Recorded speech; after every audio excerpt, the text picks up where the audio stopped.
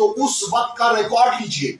और दोनों फरीकें, जिस बंदे ने बनवाने पे आंखें बंद की, वो जिस बंदे ने बनवाने के लिए अपने जराए को गलत इस्तेमाल किया, हर दो के खिलाफ कार्रवाई कीजिए। नजर आप पेंडोरा बॉक्स खोलिए और आवाम को बताइए कि सच ये है, झूठ ये है। आप मकसद की बात ये है कि जनाब वाला ये हालात और ये वाकयात जानबूझ के पैदा किए जा रहे हैं। मेरे जैसा बंदा अगर आपको सच कह दे तो आप एक्सप्रेस वे का मुकदमा, कोटली सतिया का मुकदमा, कहीं का कहीं जंजीरें हमारे गले में डाल देते हैं।